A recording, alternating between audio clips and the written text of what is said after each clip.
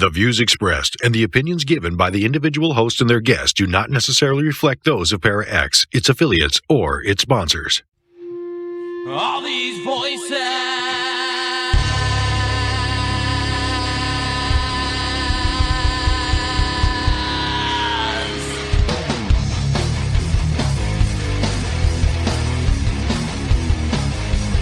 All these voices. All these things you can't explain. All these painful memories. They keep haunting you and daunting me. It's just the ghost of you and me. It's just the smoke and gasoline. It's just the ghost of you and me. Of you and me. Hello everyone and welcome to another episode of Staring into the Abyss. I am your host, horror author James Hershey Jr., and with me as always my co-host, old boy James Ash. How you doing, brother? I'm doing pretty good. How is everybody tonight? Tonight's show is going to be an interesting one. We are going to be talking about something that we have covered multiple times on Staring. In the first episode we did on this, they were talking about the possibility of bringing the woolly mammoth back from extinction. The next episode we did on this, they had moved a little bit further along in the process, and they were saying that they now believed that it was going to be possible to someday bring the woolly mammoth back from extinction. And tonight's show, they're now saying that it's going to be back this year. So without further ado, let's get to the article. It comes from inverse.com, and the headline is, "After 10,000 years of extinction, this is when woolly mammoths will walk the earth again." It has been more than 10,000 years since the last fur-covered woolly mammoth feet lumbered across the Arctic tundra. Once a keystone species of these frozen ecosystems, the legacy of mammoths now has to be painstakingly recovered from layers of ice and permafrost by anorak-clad scientists, but not for much longer.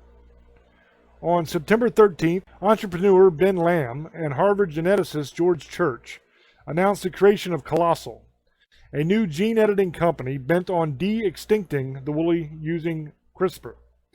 The company claims that rewilding of this species in the Arctic tundra could revitalize the region's grasslands as a major source of carbon sequestration, which offers a crucial tool in the fight against climate change. With starting capital of $15 million and 4 to 6 years of research, Lamb tells Inverse the company could produce a herd of woolly mammoth calves for the first time since the Ice Age. This means the first baby mammoths could roam the tundra by 2027 or earlier. But other scientists aren't so convinced, including Tori Harridge, an evolutionary biologist working as a fellow at the Natural History Museum in London and science communicator. Before the company's announcement, Harridge was approached to join Colossal's advisory board, but declined. Harridge tells Inverse that this project could easily blow past some crucial ethical barriers if Colossal isn't careful. If this technology genuinely does what they hope it's going to do, that will fundamentally alter the way that we as humans interact with the natural world, says Harridge. And there's another issue. It may not be a true mammoth at all. What is Colossal? Using cutting-edge technology to bring a species back from extinction might sound like Jurassic Park-level science fiction. But Colossal's new project is actually not the first attempt to achieve this. While the company's use of CRISPR, a gene editing tool that can snip and replace particular genes in an animal's DNA, is relatively novel, Harridge says that scientists accomplished small-level de-extinction years ago through cloning a recently extinct Pyrenean ibex. What really sets Colossal apart from previous attempts, says Harridge, is their private funding. Another secret weapon in their corner, according to Lamb, is geneticist and co-founder George Church. With a passionate interest in the woolly mammoth, a deep understanding of synthetic biology, and 8 years of research on the topic under his belt, Church is a triple threat. Mix that expertise with $15 million, and Lamb is confident they got a winning combination. De-extinction of the woolly mammoth will be the first time a species has been successfully brought back from extinction, Lamb says. Colossal is ready to chart this new frontier of science and biotechnology. And I'm going to stop for just a second because, no, it's not. They literally just said they brought back that ibex from extinction. So this isn't the first time a species will have successfully been brought back from extinction. And another point, which I'll get into after I get done reading this, is you're not actually bringing the woolly mammoth back from extinction anyway. It's a completely different thing, but I'll get into that later. Are we really bringing back the mammoth? While CRISPR technology can do miraculous things, Harridge warns that it is still by no means a time machine. It isn't de-extinction at all. You're never going to bring back an extinct creature, says Harridge. It is not the de-extinction of the mammoth. It is the genetic modification of an elephant. You are creating an entirely new synthetic organism. Instead of reintroducing so-called authentic woolly mammoths to the tundra, Harridge says that what Church and his teams are really doing is tinkering with the DNA of modern-day elephants to create something very similar to a woolly mammoth. To do this, Church's team has isolated 60 genes that help woolly mammoths adapt to cold environments, including developing a shaggy coat, growing smaller ears and tail, and producing extra body fat. Lamb says that these precisely edited genes will be inserted into the genome of Asian elephants using CRISPR. These mammoth-like cells can then, in theory, be inserted into the egg cell of an Asian elephant, in place of its full elephant nucleus. Electrical pulses are applied to the egg cell, which will stimulate fertilization, and the egg cell will start to divide and grow, becoming an embryo, says Lamb. Such future embryos could then be implanted in a surrogate elephant, or an artificial womb for their 18 to 22-month-long gestation. The final result, the world's first woolly mammoth calves in 10 millennia. How it could go wrong. But before we get there, Harridge says there's still a lot that could go wrong along the way. For example, reintroducing species to their native environments without disrupting those ecosystems is tricky, even with modern species. But rewilding a species that's been gone as long as the woolly mammoth could be the most difficult yet. Not to mention that the environment they're being reintroduced to is rapidly changing as temperatures across the world rise. But while there are points to consider carefully, Harridge says there's an even more salient ethical issue that this project must keep in mind. The worst outcome for me in the short term would be a sort of gung-ho approach to implantation and uses elephants as surrogates, says Harridge. According to Harridge, the only way to find out if you've done the right tinkering to create a mammoth instead of an animal that might have several abnormalities or deformities would be to see what kind of calf it creates. In that case, jumping to surrogacy too quickly without significant lab bench experimentation first would be unethical, she says. One way to get this right is to increase transparency wherever possible, says Harridge. This means releasing data from the Church lab more readily than has been done so far, she says. How it could go right. Despite her concerns, Harridge is still optimistic about what we might learn along the way to producing baby woolly mammoths, whether we ever got there or not. The best outcome would be amazing collateral advances in our knowledge about mammoths and the Ice Age ecosystem, and the application of those biotechnology tools to really press conservation issues for species that are close to extinction today, says Harridge. That's what I think would be the most important stuff. And that is the end of this article. Now, there's a couple points that I want to bring up here. First of all, like I said when I was reading the article, they are not bringing back the woolly mammoth. That's not what's happening here. This isn't something like Jurassic Park where they take old mammoth DNA that was trapped in amber in a mosquito or something and they're able to recreate an actual mammoth using that DNA. That's not what's happening here. Essentially what they're doing is they're taking the Asian elephant and they are going in and they are tinkering with the genome and they are inserting some of these genes that they have found from the mammoth that enable the mammoth to grow hair and to have extra body fat, stuff like that that will help it to survive Arctic temperatures. And they are inserting those particular genes into the genome of the Asian elephant. Now the hope is when they do that, the Asian elephant cub will be born and it will have a shaggy coat of hair like the mammoth and essentially look like a woolly mammoth. It will not, however, be a woolly mammoth. It will still be an Asian elephant, just a deformed one. And I say deformed because, in all likelihood, that's what's going to happen. You got multiple different possibilities here. You have obviously the possibility that what comes out could look like a woolly mammoth. I would say that that possibility is very, very slim of that actually happening, because these are foreign genes that are being inserted into the genome of the Asian elephant. So it is not something that is a normal thing for the Asian elephant to do. So what they're doing is they're putting in these foreign genes from the mammoth and just hoping that they take hold. Probably the most likely thing that'll happen is the Asian elephant will be born as an Asian elephant. And the mammoth genes that they inserted into the genome will have pretty much no effect, because they're not going to be dominant, most likely, and they'll probably just be ignored. That's probably the most likely thing that'll happen. You also have the possibility of inserting those mammoth genes into the Asian elephant genome and all kinds of crazy stuff happening. You have no idea what's really going to happen when you do that. They even say in the article the only way to know if you've got it right is to do it and to have a cub and see what it looks like and see what happens to it. You don't know what those combinations of genes are going to do when you insert them into a foreign genome. You don't know what kind of combinations you're going to have. You don't know what is going to affect other parts of the genome. It's a tricky process. And these people obviously know something about what they're doing. I'm not saying they don't. But I'm just saying I don't think there's any guarantees here. You could end up with a mammoth look-alike. You could end up with nothing.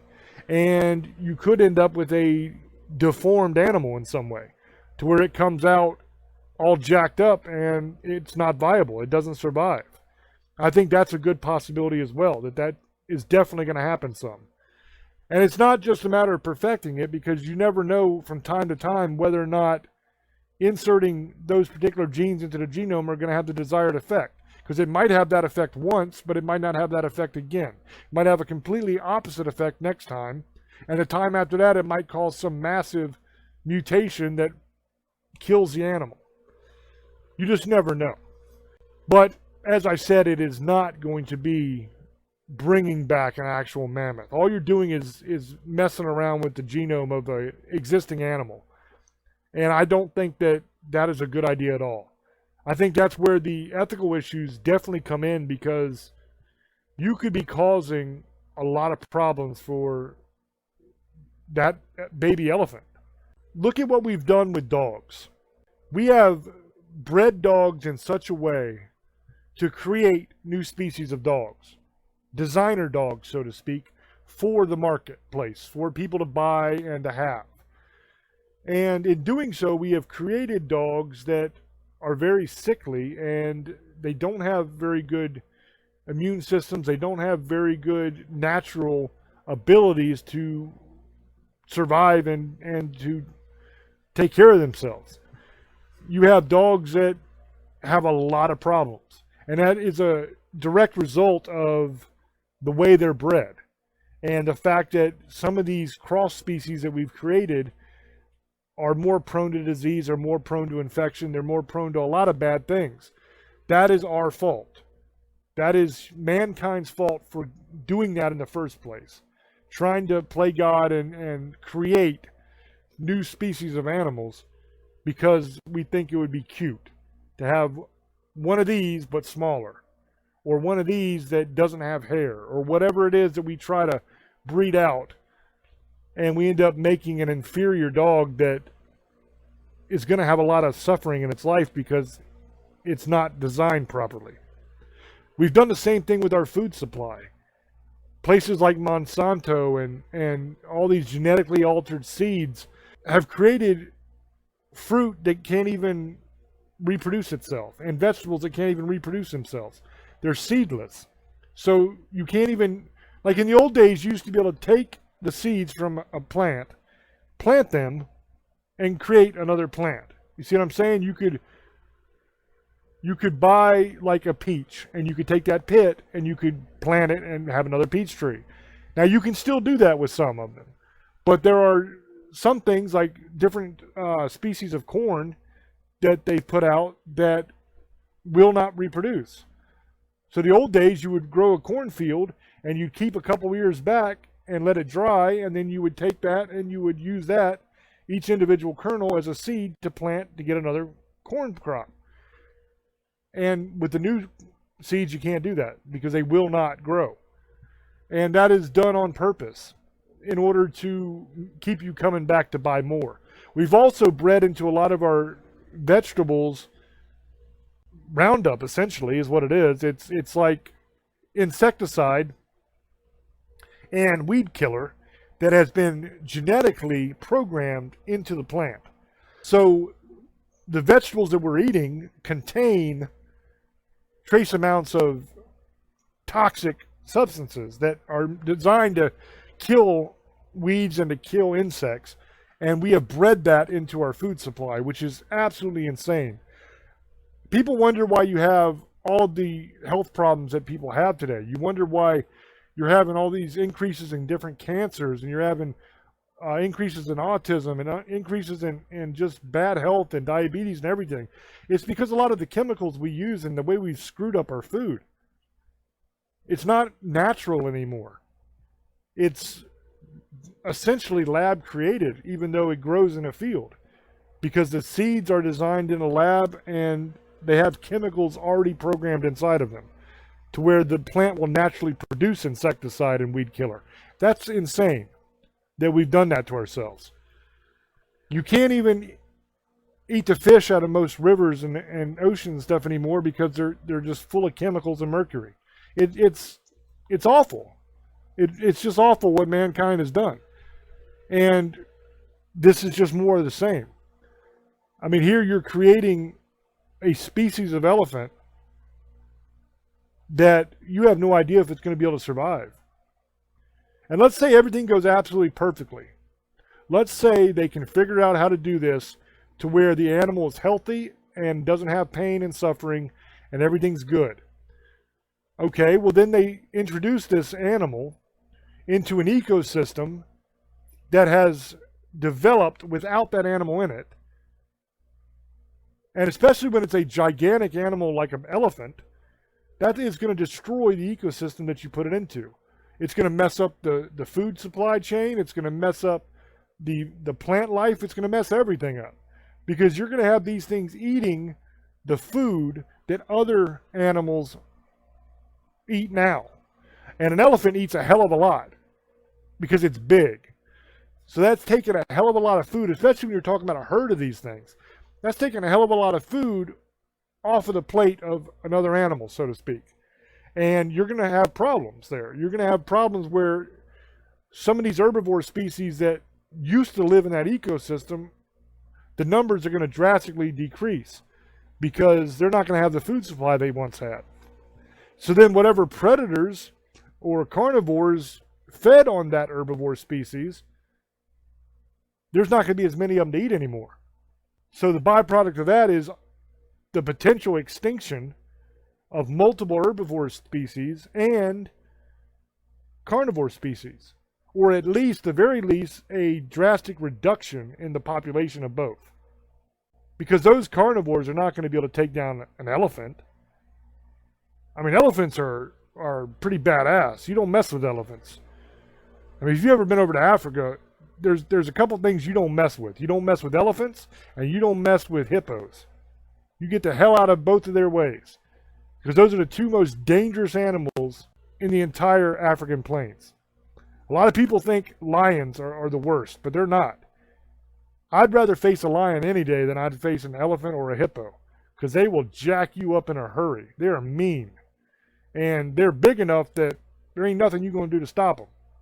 So imagine introducing something of that size with that kind of appetite into an ecosystem and what kind of effects that's going to have. They don't think about stuff like that. They get all carried away with this and say, oh, it's great. And they talk about in the article that it's going to be privately funded. And that's one of the bonus points to it. That's one of the good things, is that this company is going to be privately funded. all their work and their research and everything is privately funded. Well, the reason that's a good thing for them is they're not held to the same standards that a government-funded or a university-funded company or scientist would be held to. So they're free to go out and break those ethical boundaries that government scientists and government companies that are contractors really can't do, because there's blowback there. There's no blowback with private funding. All you're answerable to is your stockholders. And they want you to make whatever the hell you can make to make them money. That's all that matters. So believe me, they're not going to be concerned about the suffering of that animal or the effects on the ecosystem. And that is what is concerning to me. So what I'm going to do now is I'm going to throw over to Old Boy and get his opinion on all of this and anything else that he wants to talk about. So Old Boy, go ahead, brother. Thank you, and good evening, everybody. Like I said the last time we did this is all about money. And that's the first thing I'm going to say, and then we'll talk about what he was talking about a little bit ago. And I'm glad he brought up the point of private companies, because you guys all seen Jurassic Park. It was a private billionaire who made money off of this. And this is what it's about. And there's a couple things I'm going to talk about before this. One, what is the need to bring the mammoth back? I know why they're doing it for other things, like James in the future. They're going to see if they can get away with it. And it's not going to be the real mammoth anyway. They're going to use the Asian elephant and mix the genes. So it's just going to be a hybrid. And that's what they really need to put. It's going to be a hybrid mammoth. But the thing's huge anyway, and it was meant for that time. And I don't know if you ever seen how big the tusks are in those things. It's huge. There's just no reason. But I know why they're doing it, to see if they can bring other extinct animals or save animals from extinction. So I know that's why they're trying it. Plus, I know it comes down to the dinosaur project. And I know that's what it's leading up to. They've been wanting to bring dinosaurs back. They want to see if they can get rid of the mammoth. I also know they want to do the saber-toothed rhino. And they're even talking about the tiger, and it makes no sense. They both don't need to be, all three of them don't need to be back. But I know they're going to do it anyway. They're, like you said, it's going to be a privately funded company. So they're going to do what they want. And this is just going to open doors down the line to a lot of other things they're going to be trying to do. Like I was saying, dinosaurs. The project's coming. Trust me, this is just the start of it. This won't be the end. And what will happen is they'll make something like Jurassic Park, and you guys will all go see it 20 times. But after you see it 20 times, you'll get tired of it, like the animals in the zoo. And they'll be forgotten, except when people want to go pay to see them. And it's going to make people money. And that's what it's really coming down to, money and how much they're going to make out of it. And that's all I think these companies want to do. Like me, trust me, I love to see a dinosaur running around. So would James. That's one of my favorite things is dinosaurs, prehistoric animals. I love it. But I also have a heart. I know that they're not going to be brought back for something other than for, in the end, money. And probably to save some animals. And I do believe that, but majority of it's to make money. And that's what really matters to certain people. It doesn't matter if they'll say it's, oh yeah, we're going to bring it back to the Tasmanian tiger, but I don't think they're extinct anyway. But that, in my opinion, I don't believe that's what they're doing. I believe this is all setting it up for bring the dinosaurs back. And you've seen how that worked out in Jurassic Park. And I'm not doing it by fear. Let's get this right. It may not even happen. They're not going to take over anything. The point is, those things don't need to be here. There's no reason for them to be here. They're too big. There's no reason to have giant pterodactyls flying around in the sky, just making havoc. They'll attack planes. They'll attack people. They'll attack everything. Kill all the birds. There's no reason for some of this stuff. T-Rex. There's no need for a 30-something foot giant dinosaur running around killing people. And that's what will happen if they ever ran around. They're not going to say, well, I'm scared of the human. They're going to eat you. They're huge.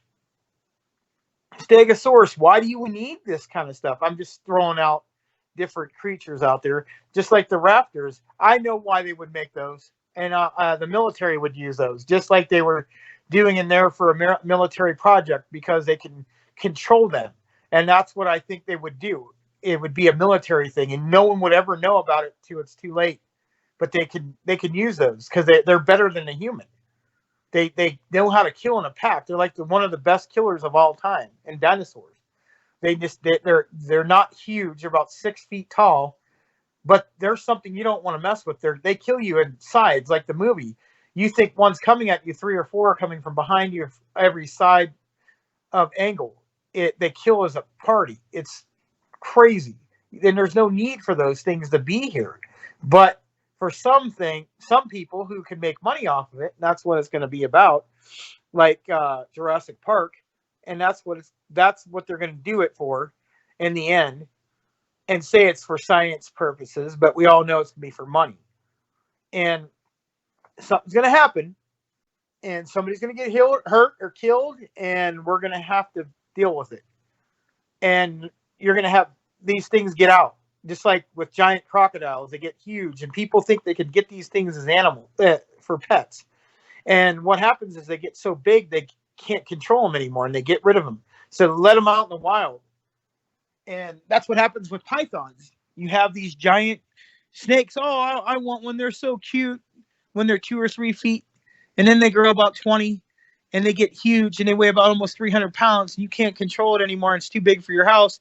And they let it out in the forest or the swamp. Like in Florida, it happens a lot in Florida. People get pet alligators, and they get huge. And they don't know how to control it. Just like these people who get tigers and animals and lions, like exotic animals that should not be at their house unless you know what you're doing and you're raising them to become back in captivity from extinction. And so I have a problem with zoos altogether, because I think they totally use the animal to make money anyway. People just want to see it. Oh, look how great it is. Look, I get to see a lion and a polar bear. Yeah, but you see how they're living. They're not living in the greatest place in the world. They're living in a cage. Unless you have these safaris where they're like open land, that's where it's cool. I kind of like that, because they have their own land and they can run around and do whatever they want. But in a zoo, they're stuck in a little area. And that's what I have an issue with. These animals should not be stuck in a zoo. So you can see them. We shouldn't even have them anyway. But I understand some animals have to, because they're almost extinct. And people, other countries don't have the same laws as the United States and Europe. They don't care. They do what they want. Even if they have laws, they don't abide by them. They kill rhinos. They kill elephants all the time, take their tusk. Kill tigers, take them for their skin. They don't care. Poachers, and that will be another thing. People want, hey, I want a raptor finger, a toe, or a tooth. So you'll have a bunch of poachers killing them. So we'll have another issue with animals getting murdered because somebody wants to make money off of them, or their skin, or their hides, their teeth. It happens all the time. Even now with the dinosaur bones in China, they sell it as medicine, even though it's toxic, and they're already saying don't smoke it or inhale it, because they're using it as like a smoke to inhale and saying, oh, it's been helping people for years. Yeah, right. It causes cancer and it's toxic. But people do it anyway because they believe this stuff. And I'm not saying that you're wrong. It's just proven now. So that will be exactly what will be happening. We'll have giant monster mammoths running around, and then people will start poaching them and trying to sell their tusks for ivory, and then we'll have another problem. And then people will put them in zoos, and then something will happen. They'll get crazy, or they'll mutate and turn something that like he was saying, it could be a whole big mistake, and nothing good comes from this. And they'll have a bunch of problems anyway. You overbreed things, they have diabetes, they have problems with their bones, walking. The lagger has a bunch of problems. That's the thing they did with the tiger and the lion. And it's huge, but it has problems walking. It can't live by itself because it was genetically made in a lab so that it's domesticated. It walks around with humans. It's not supposed to be like that. These are not your pets. This is what people think they're pets. I mean, trust me, I would love to have one, but I won't. because I know the consequences. I don't have the time to feed these things all the time and take care of them what they really need. They can't be locked up in my house. Even if I was a millionaire and I had 2,000 acres, it's still not right. It's not my right to have something like that. And that's the problem I have. That's what will happen. You have people going out and buying dinosaurs, and they'll have them in your yard. You have a burglar jump in the backyard and get killed. You have people's kids accidentally getting killed because they went out and played, and a giant monster came out and ate them. We don't need that. There's no I know people are going to get mad because I know people love the story of dinosaurs, but there's no need to be here anymore. There will be nothing but a nuisance, and people got to realize it. Trust me, in my heart, I would love it, and I believe there's still some left, and I think some of them survived. I know people, oh, you're crazy, whatever you want to think. I don't really care, but that's my opinion. Me and James believes there is certain dinosaurs that still exist and walk the earth, and that's plenty for us. We don't need any more, and especially over money. People are going to use this to make money, and they're going to treat them wrong. You're going to see stuff on TV like they treat animals all together. Making money off of things is all that matters in the end. Or weapons with the military. Some military. I don't know which one. I'm just saying any military will use them for weapons, and we all know it. Giant monsters running around and killing people instead of having humans die. We'll have them die because of the stupidity wars we have anyway. So I don't think it should happen, but it's going to. Me and James both know it. We wouldn't be doing the show talking about it again. But they're getting close to doing it because they're talking about it constantly. So I know they're going to try to do it. It's coming. Give it about 2 or 3 years. You'll start hearing more and more about it because it's coming. If they haven't already tried it, they're just keeping it on the low. Trust me, on stuff they talk about, they've already been doing it before they started talking about it and putting on the news. So there you go, James. That's all I got to say, brother. First of all, let me say that I don't think we're in any danger of having dinosaurs anytime soon. The process they're using to make this woolly mammoth look-alike is, like I said, they're taking an existing elephant and they're just fudging around with the DNA a little bit to try to make it have hair like a mammoth and that kind of thing.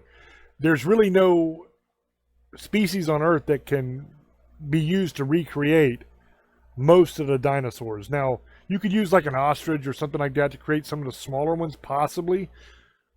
Maybe something like a raptor could be done, or something close to it could be done, but you're never going to get the intelligence that the raptor had and the strategic thinking that the raptor possessed out of any bird that's alive today, because let's just put it this way, there's a reason why the term bird brain exists. These things aren't very smart. And the raptor was very smart. It was like dolphin level, human level smart. So you're just not going to recreate something like that. So I don't think we have to worry about that. But the main thing in this article that really bugs me, and it was a little throwaway line that probably most people didn't even notice, but I noticed, because I know the way these people think. They tried to use climate change to explain why they needed to do this. That was the reason it was given, that in reintroducing mammoths to the Arctic would help create new tundra and would help with carbon sequestration. That's what they claim, which is BS. Complete and total BS. If it has any effect whatsoever on carbon sequestration, it's going to be negligible, not even noticeable. But what they did that for was so they could get all the woke crowd and the lefties all excited about it. And they know once they get them excited, then the news, the media, everybody in Hollywood, everywhere will be pushing this. And that gives them cover to go do their experiments and covers any bad results that they have because, hey, we're trying to save the planet here, you know? It's all BS. If you really want to fix that problem, it's very easy to do and it will never happen because there's too much money on the line for it to happen. But I'll tell you how you fix quote-unquote climate change. If it's all about carbon sequestration, that's what they always say. We got to trap that carbon because it's heating up the atmosphere. Okay, let's run with that premise. Let's pretend that premise is 100% factual. There are some problems that I could bring up, but we're not going to discuss that right now. Let's just pretend, for the sake of argument, that's 100% true. Okay. If that is our goal, that we have to sequester carbon, why do something like this that is not going to have any real effect? You could literally fix our climate in the next 20 years. In our lifetimes, not only could we stop the warming of the planet, but we could actually reverse it and enter into a global cooling period. And it's actually quite simple to do. It doesn't require any craziness. You don't have to create new species. You don't have to tax everybody within an inch of their life. You don't have to do all this stupid stuff that they're trying to do. Here's what you do. The answer is our oceans. The plant life inside of our oceans sequester more carbon than all of the land on the planet by more than 10 times. The problem is a lot of that plant life is being destroyed right now. What is destroying that plant life is commercial fishing, because they do like trowel lines and everything where they essentially drag a net across the bottom. And when they do that, they're just wiping out all the plant life on the bottom there. And through commercial fishing, they are taking out large quantities of fish from the ocean, which also takes out large quantities of fish feces from the ocean. Because if the fish ain't there, they can't poop. Now all that fish poop feeds the plants on the bottom. So if you stop commercial fishing, or at least limit it, completely outlaw troweling, completely outlaw running those nets across the bottom, and you limit the amount of fish that are taken out so that that fish population can stabilize once again and even start to increase. If you do that, what happens is the plant life returns to the bottom. When all that plant life returns, all of that plant life sequesters carbon, every bit of it.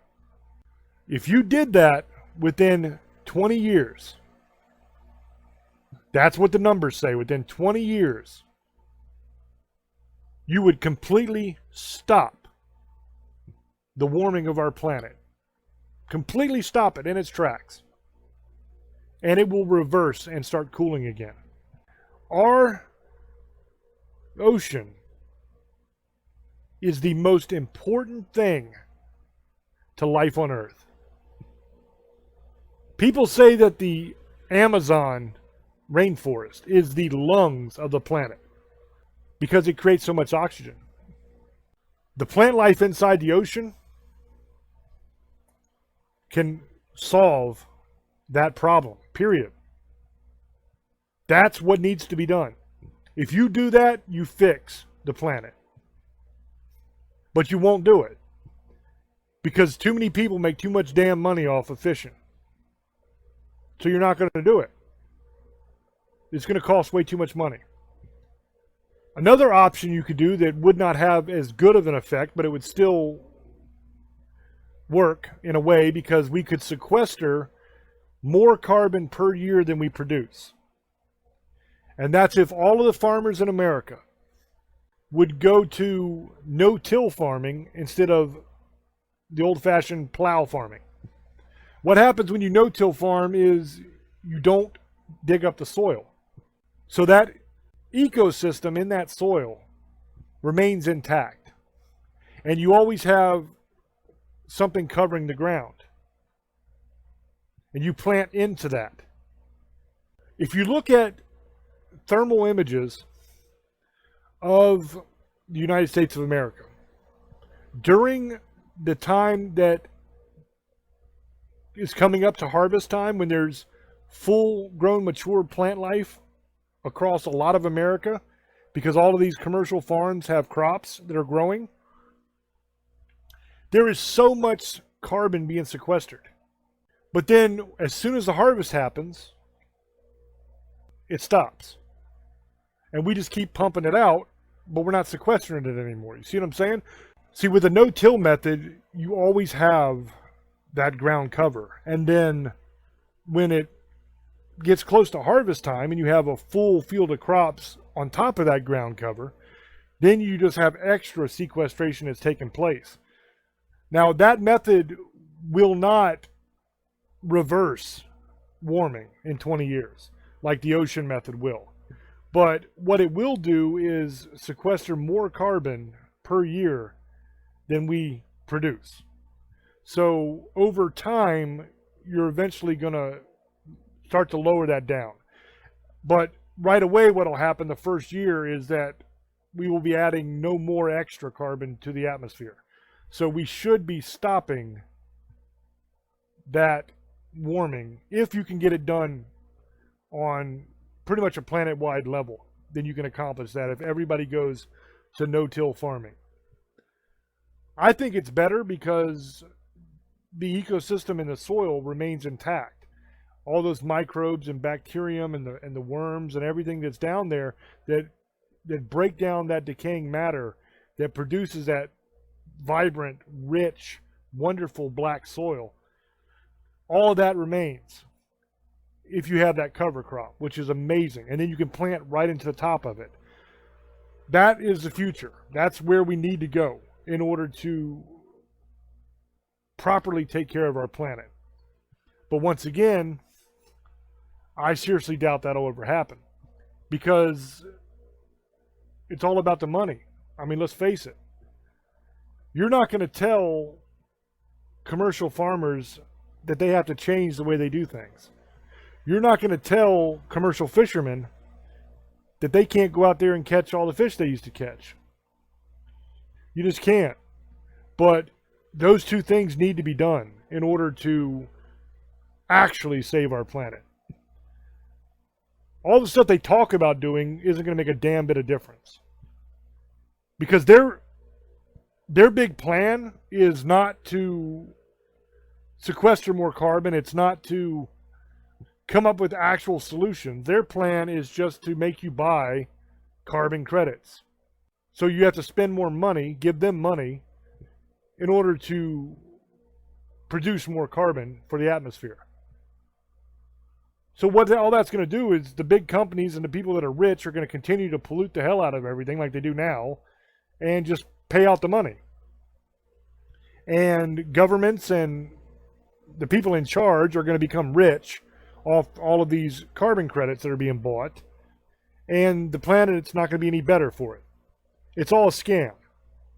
It's a scam and it's BS. If you actually want to save the planet, those are the things you need to do. And they're not easy things. They are easy things, but they're not easy to get done. Let's put it that way. But it could be done. You could take a lot of the desert land and make viable farmland out of it. If you work on citywide and nationwide composting projects where everybody saves their organic matter and it gets taken just like with the trash in a separate container, and they have big compost piles at the dump, and they take that compost once it breaks down and they ship it over there to the desert areas and lay it out on the ground and plant into it, then you can start to get ground cover stretching out across the desert. Where you have ground cover like that, you're going to have carbon sequestration. You're going to have moisture captured in those root systems. You're going to have evaporation up. You're going to have rain down. You're going to create a totally different ecosystem than what's there now. It could be done.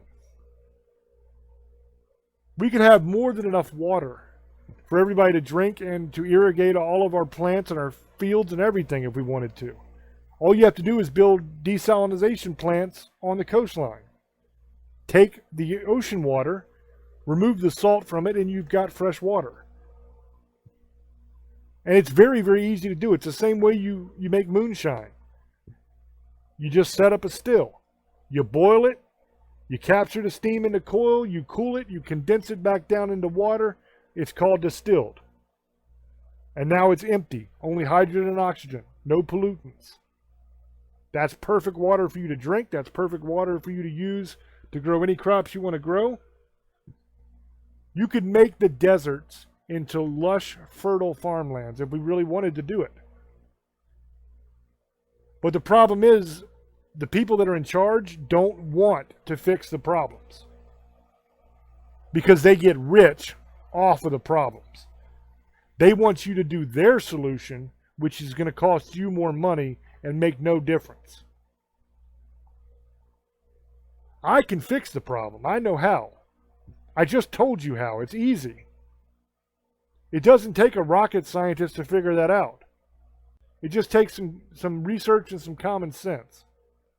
The problem is there's too many people that make too much damn money doing the things that are destroying the planet, and they're not going to change. So, what is the solution? That is a damn good question. The solution has to be all of us. I mean, for everybody who cares about the planet and who is an environmentalist, I would say the very best thing that you can do to actually save the planet is to plant some trees. Because each tree you plant not only provides oxygen that you breathe, but it also will sequester a hell of a lot of carbon out of the atmosphere. And it will draw nutrients up from the soil, and those nutrients will be stored in the leaf systems, and then the leaves fall down, create cover, just like on a forest, and it replenishes the soil, and it feeds everything in the ecosystem. They're beautiful things. But on an individual level, that's what you can do. And if you want them to fix the oceans, to actually save the planet and to save the oceans, because the ocean, if the ocean goes, we're done. And right now, the ocean is a garbage patch. They dump trash in the damn thing. They take all the fish out of it. It's quickly becoming a graveyard. The way you get that accomplished is you stop eating fish and seafood. If you're not buying it, they're not going to catch as much of it. And eventually, they'll get the message, and that fish population will rebound, hopefully. But we got to do something about it, because it's awful the way it's going now. And I'm telling you, it's not going to last much longer. A lot of species of fish in the oceans are at a tipping point right now. They're at a point right now to where they could go extinct because there's not that many left. So if we continually go out there and we catch all the fish that we catch, we're going to kill the ocean. Now, I know that's probably not something you want to hear, but it's the truth. And I get it. I understand you like seafood. Fish are tasty. I get it. I like them too. But I haven't eaten seafood in a couple years because of this very problem. I'm not going to contribute to it. I'm not going to spend my money to encourage them to continue to take life out of the ocean and kill our oceans. And if you've listened to this show, or you know me from Facebook or anywhere else, you know I'm not one of the woke idiot liberals. I'm not one of those people. I am a conservative. I'm a hunter. I do not go all crazy about climate change and all that crap. But I can see what's happening to the ocean. I've actually spoken to people that do this for a living. And they're telling me that these species are going to go extinct and that we are killing the ocean. And if that happens, we're toast. So my suggestion to you would be to start making that a priority in your life. We got to figure out as a people how we can do better. I'm not saying there's anything wrong with making a buck. I'm not saying there's anything wrong with fishing on a smaller scale. But the way we're doing it is killing our ocean. And it's a problem. And nobody wants to talk about it because there's way too much money being made off of it. And I'm not saying the guy that's going out there catching fish for a living is the bad guy. He probably don't even know what's happening. He thinks there's plenty of fish in the ocean. He's just going to catch them. But it's doing a hell of a lot of damage, and it's a problem. So this show has been interesting. It's kind of run the gamut of all kinds of different subject matter, but it all kind of boils down to the same thing. The major point here is that mankind always seems to make things worse on this planet. We try to play God, we try to create life, we try to do all these amazing things, and all we do is destroy the planet and cause suffering. And it sucks. So I say, leave the things of God to God. Don't be trying to create life. Don't be trying to bring back things from extinction. Leave it alone. It went extinct for a reason. And if there's one thing that I would say going forward that would be something we should do, that is try to change the way we do things to a more sustainable way so that we can have a better planet. Now, you might argue that global warming isn't real. You might argue that it is real. I don't care. I don't care either way. Whether it's real or isn't real doesn't matter to me. Because if we do these things, we are going to have a cleaner, better planet anyway. So whether global warming is true or whether global warming is a hoax, at the end we have a cleaner planet and a better place to live for all of us. We have healthier food. Therefore, we have healthier bodies. We don't have as much disease. We don't have as much death and suffering because we are putting better fuel into our bodies. So as far as I'm concerned, it's a win-win situation. Now, if the planet is warming, and if it's a problem that will affect us eventually, then hey, we can solve that problem too. But if it's a hoax, we have still saved our ocean. We have still made the earth a cleaner and better place to live. Our air is easier to breathe because there's going to be more oxygen because of all the plants that we've planted. The ecosystems of the soil are going to be amazing. And all of that microbe life is going to be awesome. And what that means is more nutrients for the plants. And what that means is more nutrients in the vegetables that we eat, which puts more nutrients in our body, which means better health for us. And if we can transform the deserts into fertile farmland, I say that's something worth doing. Now, will it ever happen? No, probably not, because there's no money in it. Who's going to do that? How do you get everybody to start composting so that they can take that compost and put it in the desert to grow crops? I don't know. People have to care. Me, I would do it. I do it. I compost now because I have 30 acres and I have orchards and I grow crops. So all of these things I've talked about tonight, I do these things myself. I know they work. And I'm telling you, when I first moved here and bought this property, the soil sucked. I had red clay and not a whole lot of topsoil. You couldn't really grow much of anything here. And now my soil is rich and black and beautiful. That's because of what I've done. You can do the exact same thing in the desert.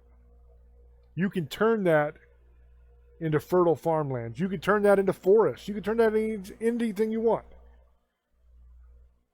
It doesn't have to be a desert anymore. And would that be great? Think of all the extra food we could produce. We could end hunger. We could feed the world. Me, I'd like to do it just because I think it'd be cool as hell to turn a desert into a forest or a rich farm area to where you could grow crops. That'd be awesome. To me, that's interesting. I would do it just for the fun of it. But anyway, that's about all the time we have. I hope that you enjoyed the show. Let me know down in the comments section what you guys think. And I'm going to throw over to Old Boy to get his final sum up and shout outs. Thank you, brother.